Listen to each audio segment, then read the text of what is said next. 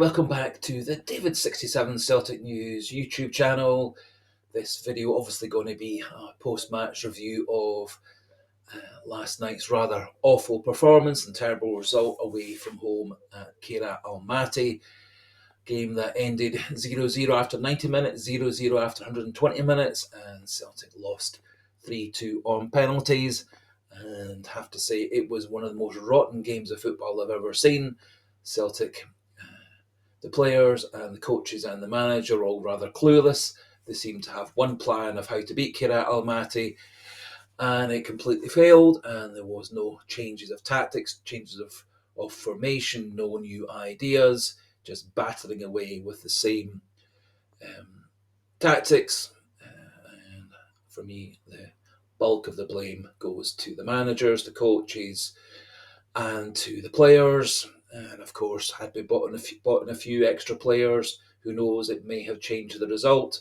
However, I think given the way that the players were put out to play, given their lack of imagination and creativity, I'm not sure that having extra new players would have helped, would have changed the result, but we'll never know because we have been slow to get in a couple of wide players, and two players last season who scored 53 goals between them, Adam Ida and Dyson Maida, have not really had their scoring boots on at all this season. And apart from Benjamin Negrin, we've not had a tremendous amount of goal contributions elsewhere from the team. So in this video, we're going to have a wee look at the very few key match incidents in a rather boring, rubbish game, the stats, my own player ratings, and as we go through, and at the end, some thoughts regarding where Celtic are, where Celtic are going, etc. And so, as I say, bit surprised that Celtic set up in the preordained basic Brendan Rodgers 4-3-3. We had Forrest and Yang out wide, Dyson Maida through the middle, with Benjamin Negrin in what was going to be very, very cramped midfield, and we had three players in the back four who are not terribly creative or terribly good passers, and so Celtic showed a lack of creativity in the back four. Midfield was very, very cramped. We didn't seem to have any players who were able to break out of that cramped man marking and zonal marking.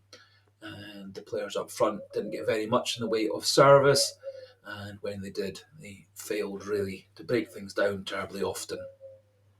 So in the first half, a few half shots deflected, blocked, etc., but nothing terribly exciting for either team until the 24th minute. Yang got a bit of space in behind the Almaty defence, squared the ball back to Rio Hatate. Nice chip into the box by Rio Hatate, one of the very few things he did well in the game. And unfortunately, it was James Forrest in the middle to header the ball. He made a good header contact, except it was pretty much in the centre of the goals, and the goalkeeper made a good reflex save, tipping the ball over the bar. If only it had been Shin Yamada, Adam Ida, Benjamin Negrin, a more natural goal scorer, I suspect that Celtic would have been 1-0 up. However, it was not to be, and then the pattern of a lot of negative play, a lot of fouls, a lot of hoofing the ball down the pitch from Kairat Almaty, lots and lots and lots of backward passes, sideward passes from Scales, Ralston, Carter Vickers, back and forward to McGregor, back and forward to each other and to Kasper Schmeichel. And Celtic never really getting the ball forward terribly well, apart from that one time where we got the ball to Yang, and then Yang to Hatate, and then Forrest headed it and saved by the goalkeeper. Second half, much the same pattern. There was the excitement in the 51st minute of Carl McGregor stupidly passing the ball firmly and bouncing back to Kasper Schmeichel straight slap bang in the middle of his goals. Kasper Schmeichel forced to handle the ball, giving away an indirect free kick just inside the 6-yard box. which Celtic happily managed to block away. There was a shout for a penalty against Daizen Maida, however, arms were well into his body, nothing unnatural, and it was a natural position, and the VAR referees didn't give a penalty, and Celtic managed to struggle on. Match continuing in that kind of pattern, Celtic huffing and puffing and trying very, very hard to break down Kairat Almaty. They played perfectly to their preset game plan. Celtic never really changed things up, never really changed the formation, the tactics, the style, and Celtic kept on battering away. Kasper Schmeichel, a couple of easy saves, but nothing very threatening. Kairat Almaty getting less and less out their own half, more and more just hoofing down the ball down the pitch to clear their midfield and clear their defence. And lo and behold, I thought, great, Celtic's going to do it now. Kairat Almaty, for one and only time pretty much in the game, overcommitted. Daizen Maida released by a brilliant ball by Callum McGregor. Daizen Maida had the whole Almaty half to run into, outpaced the defenders. Goalkeeper then dived early, overcommitting himself. But unfortunately, Maida slightly snatched his shot and the ball went a couple of yards over the bar, and Celtic's gilt-edged chance, just like in the first leg, fell to Daizen Maida. But unfortunately, he didn't have his scoring boots on like he did last season, and he missed the chance. Did appear that Kairat Almaty almost from minute one had been hoping for extra time and then to penalties. In extra time, Kairat Almaty had a couple of half chances, but never anything very threatening. And in the second 15 minutes of extra time, they barely got the ball out their own half, except to clear it deep into Celtic's half. Celtic, to be fair, had a few half chances or chances in the second half, in the two halves of extra time. Nice save from a Luke McCowan shot, although it wasn't terribly well hit. A couple of good shots by Benjamin Negrin, also saved by the Almaty goalkeeper. One good chance where Donovan got in behind, squared the ball to Negrin. Good, powerful shot, but the goalkeeper saved it at the near post. Celtic had a lot of corners and direct free kicks in that final 30 minutes of extra time, but never really delivered the ball terribly well, nor did they keep the ball under pressure in the Almaty half for any long spells. And nearly always Celtic's second move broke down and Almaty cleared their lines, and the game inevitably went to penalty kicks. And unfortunately, Celtic's players missed 3 penalty kicks, and Kairat Almaty scored 3 off 4 they had to take. To be fair, the penalty kicks by Ida and McCowan were both good penalty kicks, had the goalkeeper gone the other way. However, they weren't quite perfectly inside the post like McGregor's and Engels were later, and the goalkeeper made good, smart, quick movements to his right to save both shots. I thought our chances had come back when Gromyko chipped the ball from doing a Panenka-style penalty, with the ball hitting the bar and going out. I thought, oh, that's our chance, we're going to do it now. But unfortunately, we kept on missing and they kept on scoring. Daizen Maida came up to try and equalise things at 3-3 in the penalties and give us one last chance. However, goalkeeper did very well getting his feet in the way of a penalty that was pretty much straight down the middle, and Celtic went 3-2 out on penalties. And probably over the whole 2 games put together, Almaty stuck to their plans, did a great job, and got everything they deserved, and well done to Kairat Almaty. Looking at the stats for the game, I think it pretty much gives a very good picture of how things actually were. Rotten game of football. Celtic had tons and tons of possession. It was 67 to 33 in favour of Celtic. 12 shots for Almaty, 11 shots for Celtic. Celtic had 5 on targets, 2 off targets, and 4 blocked.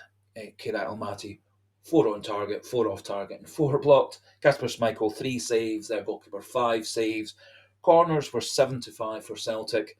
Very disappointing. 21 touches in the box for Celtic. Equally abysmal, 12 touches in the box for Kairat Almaty, and corners were 7-5 for Celtic.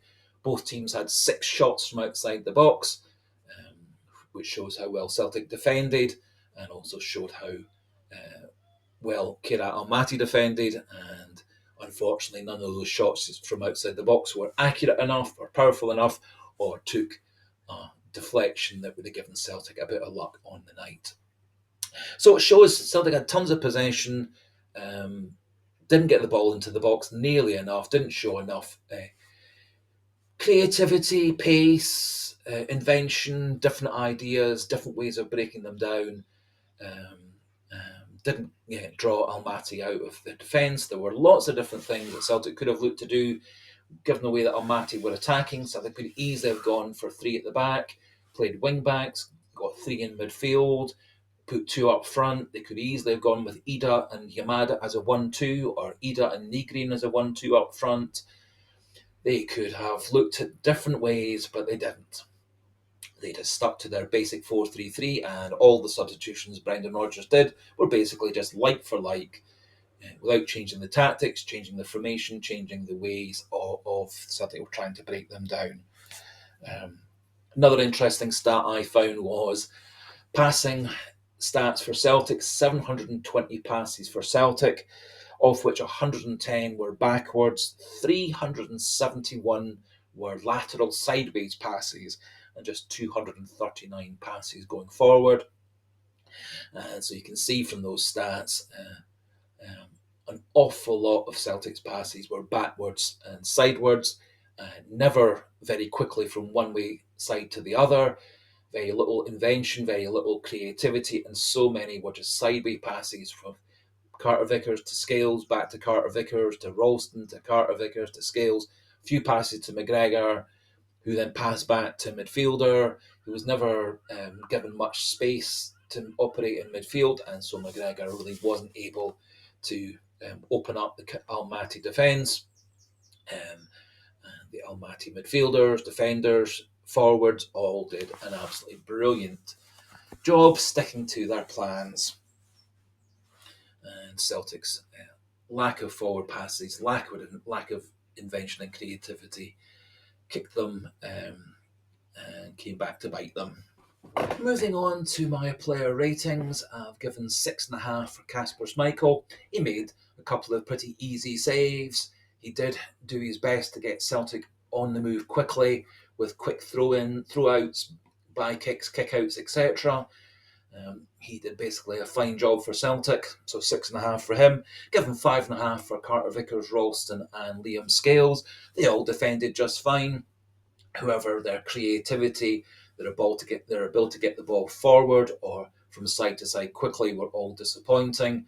Anthony Ralston very rarely broke into the Almaty half. Very few overlapping runs or good passes like we often get from Alsa Johnston. So defended just fine, so well done for those three defenders. Defended fine. Celtic very rarely ever looked at any threat at all from Almaty's midfielders or strikers. However, the creativity, the passing from those three players was very poor. Given Kieran Tierney 6 out of 10, he did actually hit a few good passes forward, made a few good runs, did try to get forward to support Maeda on the left side of midfield, although it did look like in the second half he was struggling for energy, fitness, and so was taken off around about the 74th minute. In terms of the midfielders, gave Callum McGregor 6. I think he tried very hard. He tried to be a good captain. He tried to get the players playing better. However, so many of the passes McGregor was given gave him no real option for getting the ball forward. And an awful lot of McGregor's play was simply trying to break down a very good, well set up defensive bank of 8-9 players. He did have a couple of shots that didn't really threaten the goal. So 6 for him. I give him 5 for Hatate. Very, very disappointing from Hatate. However, having said that, he did have one half chance, which was well blocked out in the middle of the goal, and he did have that chipped cross for James Forrest, which could have been a nice goal for Celtic in the 24th minute. Otherwise, Rio Hatate very disappointing. Couldn't really get involved in the game. Couldn't really break things down. Benjamin Negrin, I gave a 6 out of 10 in the end. in the first 75 minutes or so. He was very poor. However, when he was moved out to the right hand side, it did give him quite a lot of space, roving in behind Celtic striker. Did give him a nice chance to interact at times out wide on the right with Engels, and then later on Donovan. And he did have a couple of shots that were saved by the goalie in extra time, and sort of bumped him up to a 6. I've given Yang a 6. I thought he tried very hard, very industrious, used his pace. However, he was never really given a good pass to break onto. When he was, he got in behind, laid the ball back for Hatasi. Yang wasn't really given the service to show his wares. He did try and use his pace, but Almaty were so deep and so well organised with their triangles and rectangles and diamonds and all kinds of shapes. They snuffed out every chance. James Forrest, I gave a 5. He was much poorer, I thought. Never really showed much intent to break through the defence or get in behind. I don't really remember Forrest really making much in the way of a contribution to the game in terms of creativity, crossing, passing, etc. He did have that good chance with a header, nice header, but straight at the goalkeeper.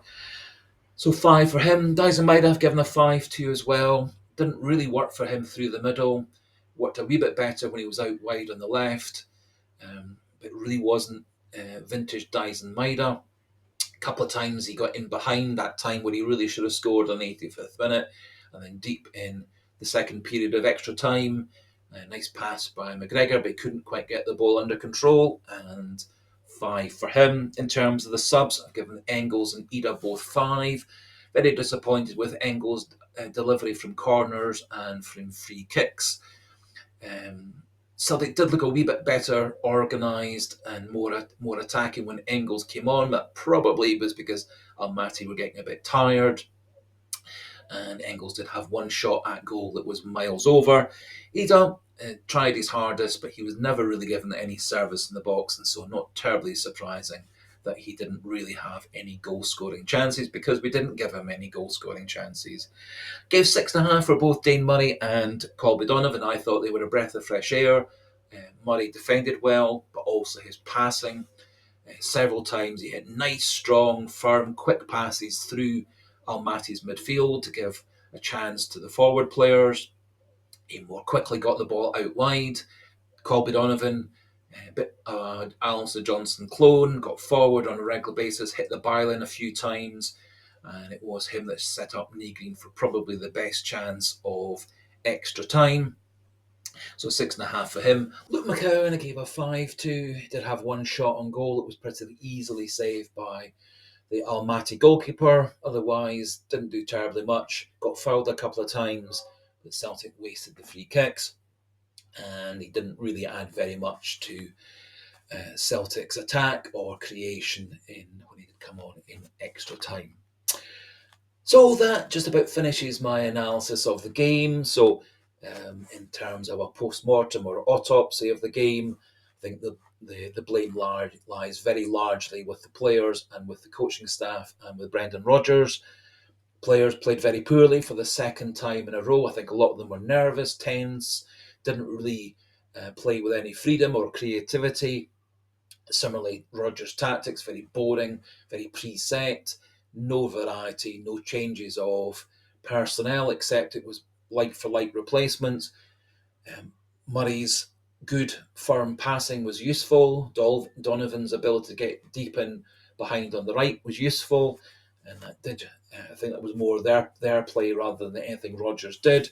I think when Negrin did get moved out to the right, that gave him a bit more freedom and a bit more space, and he looked more threatening there.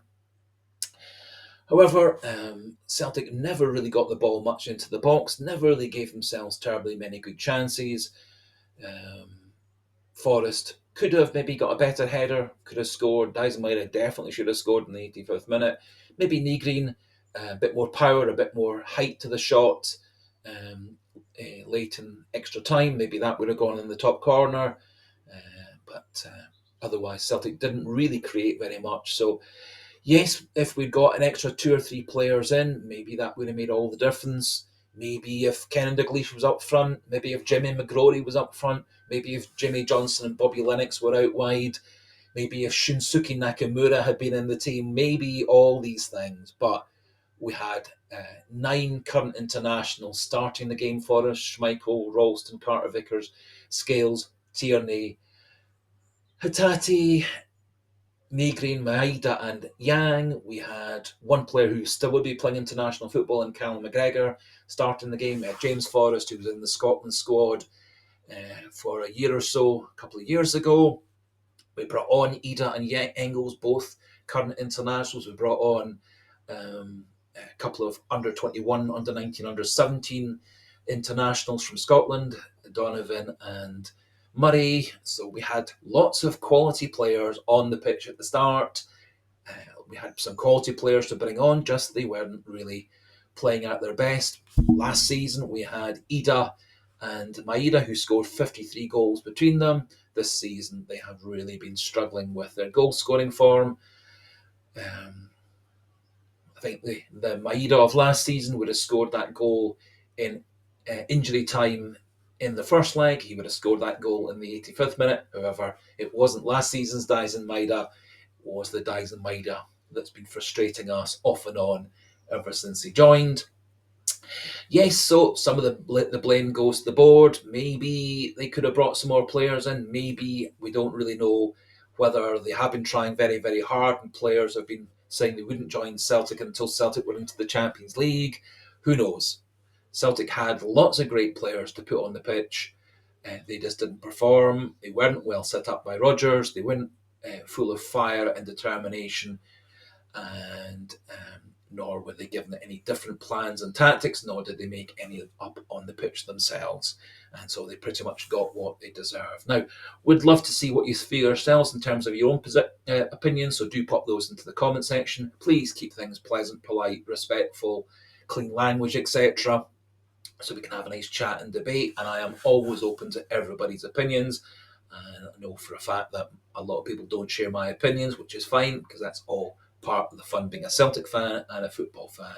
So Celtic have the long trip back home, and we dare say they're probably soon to be landing in Glasgow. They'll have a day or so to rest, then back into full training, I would guess, on Friday and Saturday in preparation for the Rangers game at the weekend. I'm very confident that Celtic will get back to their normal game against Rangers. I think they'll win against Rangers on Sunday. Rangers are very badly organised at the moment. I think Celtic will have better ideas. I think Rangers will be a bit more open than Kairat Almaty. I think Celtic will be able to play a bit more of their good quality football, and we are expecting Mikel Onge Balakwisha to be a Celtic player by the end of the week. We're expecting Marcelo Sarachi, the Uruguayan left back, to be a Celtic player by the end of the week, and I suspect that we'll probably get another player or two or more in over the last few days of the transfer window. And I am still very, very hopeful and expectant of another league title this year and a cup or two, and so another double or treble this season. And I think Celtic have every chance of another great season in domestic football. And being a football fan, supporting Celtic since the early 70s, so a good 52, 53 years now, there's been plenty bad days like this, and plenty of great days. And I'm very, very thankful, having been a supporter for 50 odd years, that the last 25 years have been so brilliant, especially the last 15 years or so, where Celtic's been doubles and trebles every single season. Now on to the Europa League. The draw for that is Friday lunchtime from memory. And so we'll see who we get in the draw. Will mean quite a number of Sunday games to cope with the Thursday evening Europa League fixtures. And I'm hopeful that, similar to the 2003 season where we got through to the UEFA Cup final, having been knocked out in August Champions League qualifying, I think Celtic can make a good run at the Europa League, get themselves through a round or two of the knockout phase. I think Celtic got the players already, and with the addition of a couple more, to cover for injuries and form and rest and rotation, I think Celtic can have a good run at the at the Europa League. And we'll see who we get in Friday lunchtime's draw. So that just about finishes things off. If you are new to the channel, not yet subscribed, please do click that subscriber button. It would make me so happy. Um, for a few more subscribers, cheer me up on this rather miserable day. And as I say, do pop your pleasant, polite thoughts, comments, opinions into the comment section so we can have a nice chat and debate and share our opinions and thoughts. And so until the next video, goodbye and hail, hail.